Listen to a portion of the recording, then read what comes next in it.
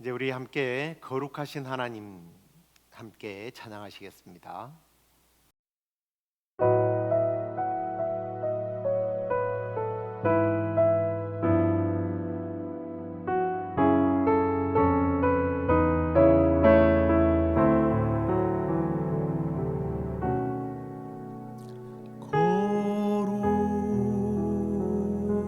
거룩하신 하나님 주께 감사드리세. 날 위해 이 땅에 오신 독생자 예수, 나의 맘과 뜻 다해 주를 사랑합니다. 날 위해 이 땅에 오신 독생자 예수, 내가 약할 때 강함 주고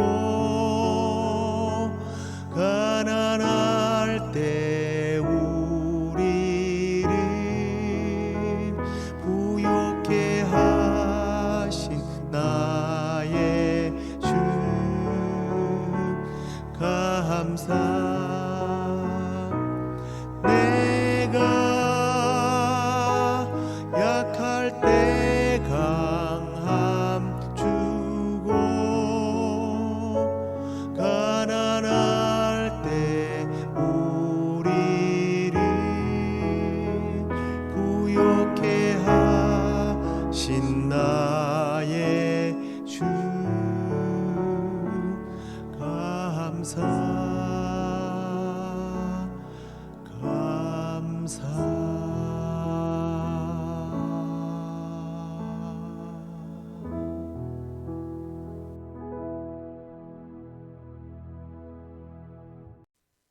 다 함께 사도신경으로 신앙 고백드리겠습니다.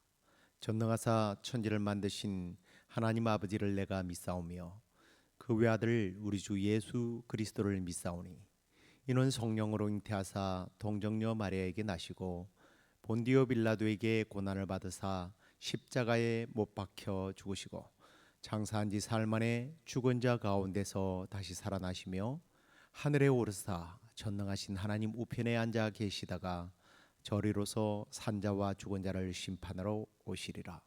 성령을 믿사오며 거룩한 공회와 성도가 서로 교통하는 것과 죄를 사하여 주시는 것과 몸이 다시 사는 것과 영원히 사는 것을 믿사옵나이다. 아멘. 찬송을 하나 더 하도록 하겠습니다. 구주의 십자가 보혈로 함께 부르시겠습니다.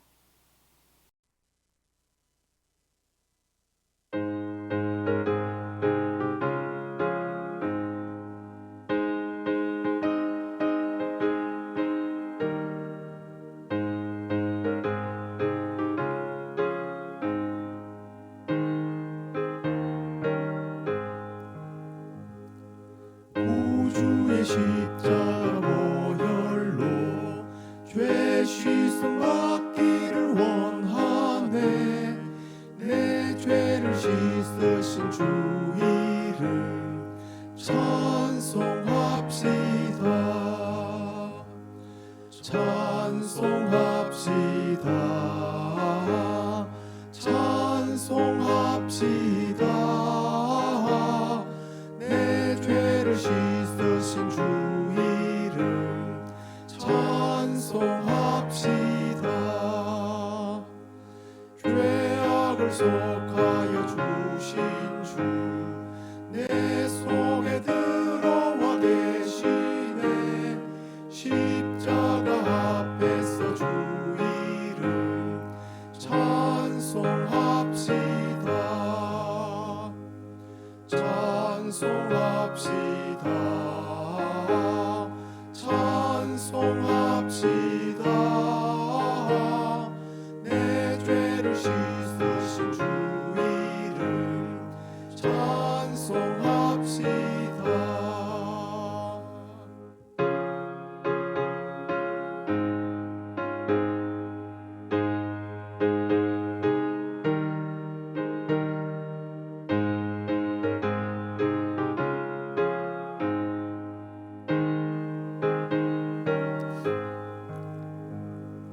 주 앞에 흐르는 생명수 날 시소정하게 하시네. 내 기쁨 정성을 다하여 찬송합시다. 찬송합시다. 찬송합시다. 내 죄를 씻으신 주 이름 찬송합시다. 내 주께 회개한 영혼은 생명수 가운데 젖었네. 흠없고 순전한 주 이름 찬송합시다. 찬송합시다. 찬송합시다. 내 죄를 씻으신 주 이름 찬송합시다.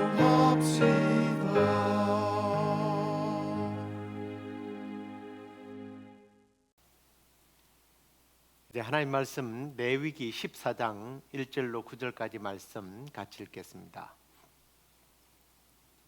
여호와께서 모세에게 말씀하여 이르시되 나병 환자가 정결하게 되는 날의 규례는 이러하니 곧 그 사람을 제사장에게로 데려갈 것이요 제사장은 진영에서 나가 진찰할지니 그 환자에게 있던 나병 환부가 나았으면 제사장은 그 정결함을 받을 자를 위하여 명령하여 살아있는 정결한 새 2마리와 백향목과 홍색 실과 우슬초를 가져오게 하고 제사장은 또 명령하여 그 새 하나는 흐르는 물 위에 질그릇 안에서 잡게 하고 다른 새는 산채로 가져다가 백향목과 홍색 실과 우슬초와 함께 가져다가 흐르는 물 위에서 잡은 새의 피를 찍어 나병에서 정결함을 받을 자에게 7번 뿌려 정하다 하고 그 살아있는 새는 들에 놓을지며 정결함을 받는 자는 그의 옷을 빨고 모든 털을 밀고 물로 몸을 씻을 것이라. 그리하면 정하리니 그 후에 진영에 들어올 것이나 자기 장막 밖에 이래를 머물 것이요 7째 날에 그는 모든 털을 밀되 머리털과 수염과 눈썹을 다 밀고 그의 옷을 빨고 몸을 물에 씻을 것이라. 그리하면 정하리라. 아멘. 예, 오늘 마지막 부분에 그리하면 정하리라. 예, 그 내용 그걸 그냥 그대로 제목으로 잡아봤습니다.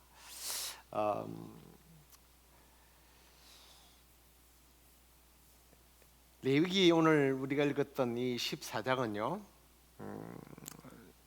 그 성경을 처음 접하는 이들에게는 다소 낯설고 무거운 본문처럼 느껴질 수가 있습니다. 지금은 조금 덜할지 모르겠습니다만 과거에는 문둥병 정결 예식이라고 되어 있거든요. 요즘은 나병이라고 표기를 하고 있지만 사실은 문둥병이나 나병이나 이 표현 자체가 이미 우리에게 거부감을 줄 수 있는 그런 내용입니다. 게다가 이 문둥병, 이 나병은 다른 말로 이제 영어로 그냥 그대로 표현해서 한센스 병이라고 부르기도 하는데요. 오늘날에도 여전히 오해와 편견이 따르는 그런 질병입니다. 그래서 많은 사람들은 구약에서 나오는 이 문둥병, 이 나병을 단순히 현대의학에서 말하는 나병으로 이렇게 받아들이고 그것에 해당하는 사람들을 죄인처럼 몰아세우고는 하죠. 그러나 이 성경에서 말하는 이 나병이라고 하는 것은 단순히 피부병 이상의 의미를 지니고 있습니다. 이 문둥병으로 불려졌던 나병은 죄가 인간의 삶을 얼마나 철저하게 부패시키고 얼마나 깊은 고립으로 몰아넣는지를 그렇게 잘 보여주는 질병이에요. 그리고 그 치유 과정은 단순한 회복을 넘어서 정결함을 선포받는 영적 사건이라는 것을 우리가 주목해 볼 필요가 있습니다. 아무튼 이제 뭐 문둥병이라는 말을 잘 사용하지 않기 때문에 나환자 혹은 나병이라고 이렇게 이제 좀 표현을 하면서 본문 속으로 들어가 보도록 하겠습니다. 오늘 특별히 이제 이 2절을 보시면 나병 환자가 정결하게 되는 나루의 규례는 이러하니 곧 그 사람을 제사장에게로 데려가라라고 되어 있습니다. 그런데 이 본문 2절은 하나님의 그 치유 여부를 하나님께서 그 치유 여부를 제사장에게 확인하도록 하고 있다라는 거예요. 조금 흥미롭지 않습니까? 아니 왜 제사장에게 가야 합니까? 의사에게 가야죠. 오늘날의 기준으로 보면 병이 있느냐 없느냐는 전문 의사가 판단해야 할 그러한 사항입니다. 그러나 구약 시대의 레위기의 어떤 또 하나님의 명령은 특히 이 나병에 대해서는 단순한 육체적인 증상이 아니라 영적인 상태의 반영으로 보여주시기 위한 하나의 과정이라는 것을 우리가 깨닫게 돼요. 이 나병은 하나님과의 관계에서 끊어진 상태, 또 공동체로부터 격리된 상태, 그리고 자신의 죄로 인해 부패한 모습을 상징하고 있다라는 거예요. 그래서 제사장에게 찾아가야 했던 겁니다. 그리고 이 제사장은요, 단순한 행정인이 아니라 하나님의 거룩함을 대변하는 대표자로서 여기서 쓰임을 받고 있는 겁니다.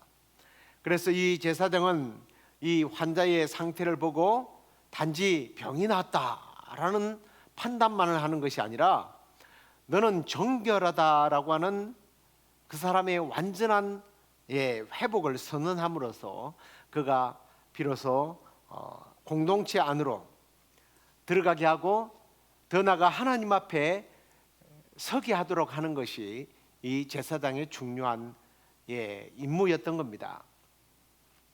그런데 3절 우리가 읽었던 말씀에 보면 이 제사장이 이 환자를 대할 때에 공동체에서 하는 것이 아니라 제사장이 진영에서 나가서 진찰을 하도록 되어 있습니다. 공동체에서 나가야 되는 거예요. 그 이유는 일단 이 나병으로 선포된 자는 어떤 경우에도 진영 안으로 들어올 수가 없었기 때문이에요. 그래서 한번 나병으로 판명되는 자는 그 병이 완치되었다 할지라도 제사장의 선포와 더불어 이제 정결 의식을 행하지 않으면 공동체 안으로 진영 안으로 들어올 수 없도록 했던 겁니다. 그래서 우리가 읽었던 이 3절에는 제사장이 공동체 밖으로 진영 밖으로 나가서 이 환자를 진찰하도록 명령했던 거예요.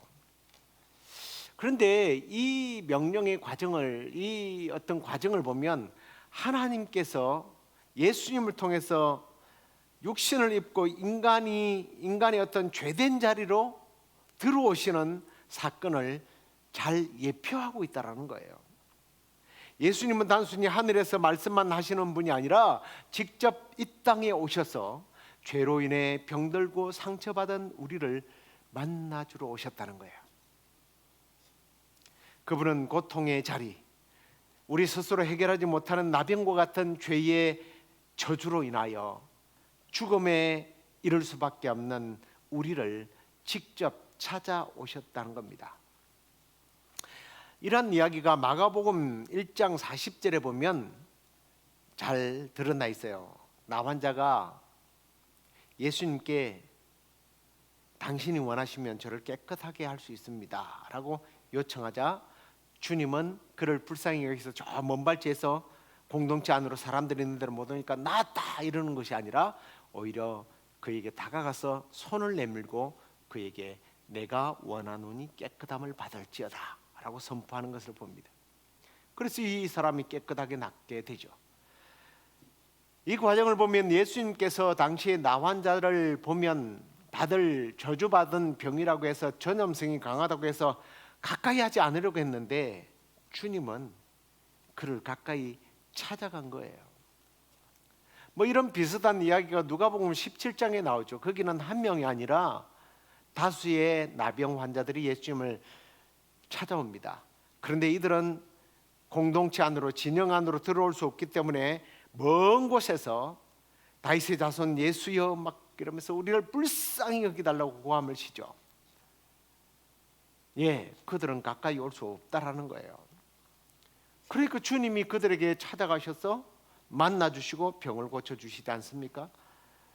이렇게 예수님은 죄와 또 사탄으로부터서 격리되어지고 묶여지고 고통받는 우리를 구원하기 위하여, 나병 환자를 고치기 위하여 찾아갔던, 확인, 과거의 제사장은 확인만 했지만 우리 주님은 확인만 하는 것이 아니라 고쳐주기 위하여 우리를 찾아오셨다는 거예요.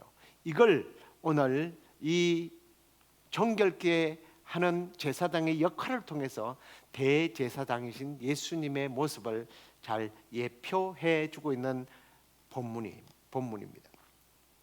자, 그리고 이제 4절부터 7절까지 내용을 보면 나병이 고침을 받았다는 것이 확인되면 정결 예식을 하게 됩니다. 이 예식은 굉장히 독특한 방식으로 진행이 되는데요. 간단하게 우리가 이제 읽었습니다만 요약하려면 이렇습니다. 정결함을 위한 살아있는 새 2마리를 준비합니다. 근데 이 한 마리는 질그릇 안에 흐르는 물 위에서 잡죠. 그리고 살아있는 새는요, 그 죽인 새의 피를 찍은 후에 병자에게 뿌리고 들에다가 날려보냅니다. 여기 놀라운 메시지가 숨어 있어요. 그게 뭡니까? 죽임 당한 새는 바로 십자가 위에서 피 흘려 죽으신 예수 그리스도를 예표하고요. 그리고 피를 묻혀서 하늘로 날아간 새는 바로 우리가 죄에서 자유함을 얻었다, 새로운 삶을 얻게 됐다라는 것을 잘 보여주는 그런 사건이에요. 죽음과 생명, 희생과 자유가 동시에 담겨져 있는 의식이 이 정결 예식입니다. 이게 하나의 과거의 종교 의식으로 끝나는 것이 아니라 십자가 대속의 사건을 우리에게 너무나 정확하게 복음의 역사를 보여주는 그런 모습이에요. 존 웨슬러 많이 들어보셨을 겁니다. 존 웨슬리가 18세기에 감리교 창시자라고 알려져 있는 이 존 웨슬리가 감옥에 수감된 죄수들을 돌보는 사역을 많이 했어요. 근데 당시에 감옥은 매우 열악한 환경으로 죄수들이 거의 방치되어 있었고, 또 그들 중 일부는 절망과 죄책감에서 사로잡혀서 그저 인생을 포기하고 살았습니다. 그런데 웨슬리가 그들에게 복음을 전하면서 그들이 구속받고 새 삶을 살 수 있도록 돕게 됩니다. 그러면서 웨슬리는 죄에서 자유함을 얻은 자는 다시는 옛날의 삶으로 돌아가지 말아야 한다, 이렇게 가르쳤어요. 죄수들에게 그리스도의 십자가를 통해서 참 자유를 얻게 된다는 메시지를 선포하게 됩니다. 그리고 그들이 변화를 경험하고 일부는 감옥 밖으로 나가서 새로운 삶을 살기에 되었다고 그래요. 이 실제적인 이야기는 바로 이 나병 환자가 새롭게 정결함을 선포받고 자유를 얻어서 살아가는 모습을 잘 보여주고 있습니다. 죄수들이 감옥 안에서 내적으로 치유받고 새 출발을 하는 모습이 나 환자가 제사장의 선언을 통해서 자유와 정결함을 얻는 사건과 동일하지 않습니까? 그뿐만 아니라 우리 주 예수 그리스도께서는 대제사장이 되셔서 우리가 치러야 할 죄의 값을 치러주시고 우리가 죄에서 자유를 얻도록 해 주신 분입니다. 그 은혜를 생각하면서 더 이상 우리는 죄의 노예로 살지 말고 새 출발한 나 환자처럼 새롭게 삶을 살아가는 우리 모두가 되기를 주의 이름으로 축원합니다. 자, 그다음에 이제 이 정결함을 받은 자의 삶에 대해서 좀 나누어 보려고 합니다. 다시 태어나는 몸과 마음의 자세, 그 자세가 어떠해야 하느냐 하는 겁니다. 우리가 읽었던 8절 9절에서는 이 환자가요, 정결함을 선포받은 후에 해야 할 일들이 있습니다. 그게 뭐냐면 옷을 빨았어요. 그리고 털을 밀었습니다. 물로 몸을 씻었습니다. 7일 뒤에 다시 전신의 머리털까지 눈썹까지 다 밀어야 한다고 나와요. 좀 이상하지 않습니까? 어쩌면 뭐 단순한 어떤 위생 차원에서 뭐 이렇게 한다라고 말할 수도 있겠지만 이건 그런 위생 차원을 넘어선 새 출발의 상징으로 이런 행위를 했던 겁니다. 마치 아기가 새로 태어난 것처럼요, 자기의 모든 흔적을 제거하고 새로운 삶을 시작하겠다는 결단이었던 거예요. 사실 우리의 회개도 이와 같아야 합니다. 사실 우리는 겉모습을 바꾸는 것이 아니라 우리의 마음 깊은 곳까지 하나님 앞에서 정결하게 되는 삶을, 새로운 삶을 살겠다는 결단과 실천이 있어야 한다라는 거예요. 그런데 나는 예수 그리스도의 피로 씻음 받고 그 은혜로 치료를 받았는데 여전히 더러운 옷을 입고 있고 또 과거의 상처를 붙잡고 살아가고 있지는 않는지 우리 자신들을 좀 돌아보는 그런 시간이 되었으면 좋겠습니다. 우리 모두 정결한 삶을 위하여 매일 말씀과 묵상과 기도를 통해서 내 영혼을 대제사장 되시는 예수님 앞에 서게 되는 그러한 새로운 삶을 살아가게 되기를 주의 이름으로 축원합니다. 이제 마지막으로 그러면 그의 태도가 그걸로서 끝났느냐 하는 거예요. 정결함을 선포받은 자의 사명에 대해서 좀 생각해 보려고 합니다. 오늘날 많은 사람들이 자신이 영적인 나병 환자라는 사실을 조차 인식하지 못하고 살아가는 사람들이 참 많지만 사실 복음을 우리가 먼저 받은 사람들은 그저 그래 나는 나병 환자처럼 이제 내가 새롭게 된 사람이구나 하고 그냥 살아가서는 안 된다는 거예요. 제가 조금 전에 말씀드렸던 것처럼 자신이 영적인 나병 환자라는 사실을 모르고 사는 사람들에게 우리는 우리가 가졌던, 우리가 받았던 이 복음의 소식을 가지고 찾아가야 된다는 거예요. 마치 제사장이 진영 밖으로 환자를 찾아가 치료를 선포하고 정결 예식을 함으로 그들이 공동체 안으로 들어올 수 있도록 도왔던 것처럼 우리는 그런 삶을 살아야 된다는 거예요.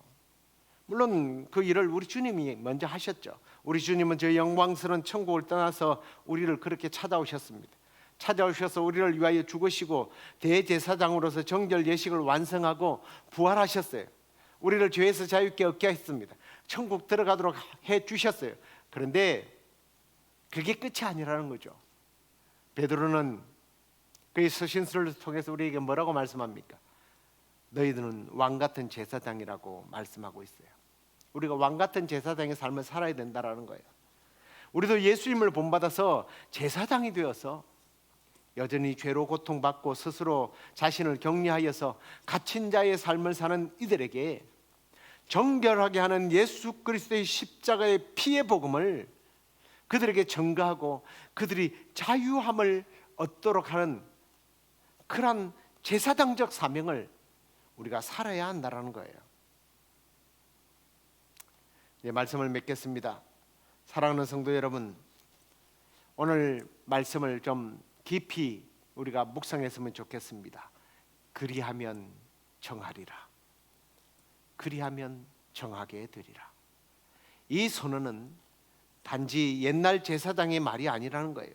지금도 우리 삶 가운데 복음으로 선언되는 하나님의 말씀이 되어야 합니다.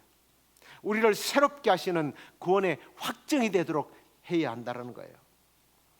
이 사순절 기간에 우리를 정결하게 하시고 우리의 모든 영적인 나병을 고치신 그 십자가에 피를 흘려주신 그분에 대하여 우리는 깊이 묵상하고 우리에게 자유를 주신 그분께 감사할 뿐만 아니라 나에게 이러한 새로운 삶을 살게 하셔서 왕같은 제사장의 삶을 살도록 하신 그 명령을 쫓아서 나만 구원의 즐거움 자유함을 누리는 것이 아니라 이 땅 가운데 나병 환자처럼 저 천국에서 멀어져 버린 사람들을 우리가 찾아가서 그들을 구원해내는 일에 쓰임받는 그런 복된 삶을 살아가는 우리 모두가 되길 주의 이름으로 축원합니다. 기도하겠습니다. 하나님 아버지 감사합니다. 우리는 죄로 인하여 병들었고 더럽혀졌고 마치 나병 환자와 같은 존재였는데 예수 그리스도의 피로 인하여 우리가 정결하며 심지어는 대제사장이 되게 하시니 감사합니다. 우리도 왕같은 제사장이 되어서 우리에게 이렇게 은혜 베풀어 주신 하나님께 또 주님께 감사할 뿐만 아니라 여전히 정결함을 알지 못하는 이들에게 복음을 전하는 영적 제사장의 삶을 살아가는 우리 모두가 되게 하여 주옵소서. 이제 이번 주일 이후로 우리가 또 고난절을 지내게 되는데 단순한 고난만 묵상하는 것이 아니라 우리를 정결케 하신 그 예수 그리스도의 놀라운 피 묻은 복음을 안고 나도 세상을 향하여 나아가리라고 결단하고 실천하는 그런 한 주가 되도록 또 우리의 남은 생애가 되도록 우리를 그렇게 사용하여 주시옵소서. 그렇게 주실 줄 믿고 예수 그리스도의 이름으로 감사하며 기도드리옵나이다. 아멘. 하늘에 계신 우리 아버지여, 이름이 거룩히 여김을 받으시오며 나라의 마옵시며 뜻이 하늘에서 이루어진 것 같이 땅에서도 이루어지이다. 오늘날 우리에게 일용할 양식을 주옵시고 우리가 우리에게 죄의 지은 사해 준 것 같이 우리의 죄를 사여 주옵시고 우리를 시험에 들게 하지 마옵시고 다만 악에서 구하옵소서. 대개 나라와 권세와 영광이 아버지께 영원히 있사옵나이다. 아멘.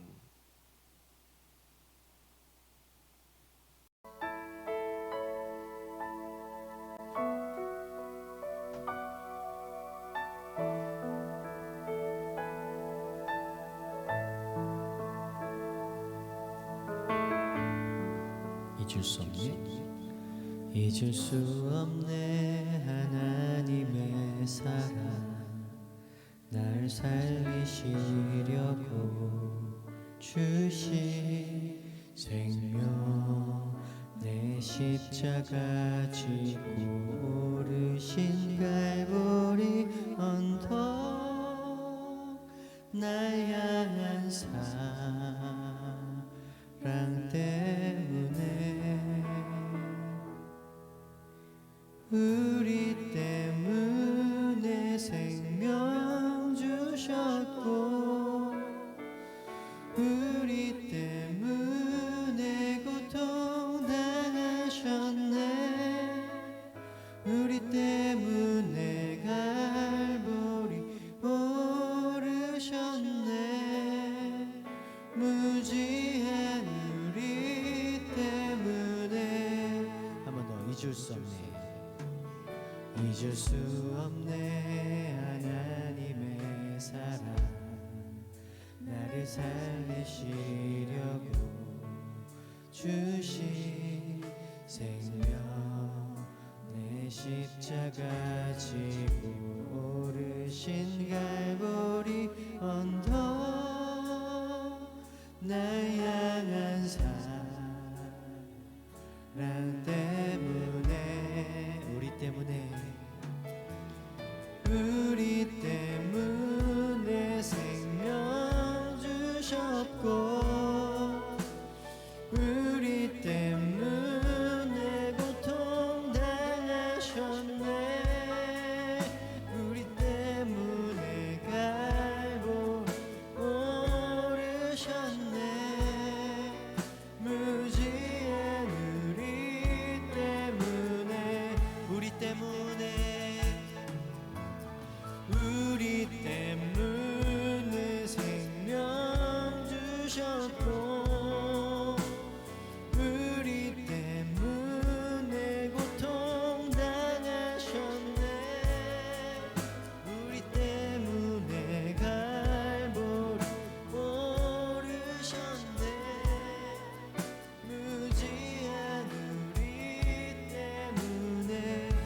2절입니다. 나는 보았네 피 묻은 십자가 나를 구하시려고 흘린 사랑 나를 바라보시며 흘리신 용서의 눈물 날 향한 사랑 때문에 우리 때문에 생명 주셨고 우리 때문에 고통 당하셨네 우리 때문에 갈보리 오르셨네 무지한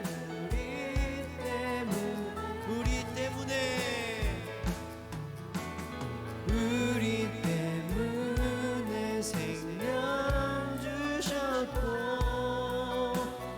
우리 때문에 고통 당하셨네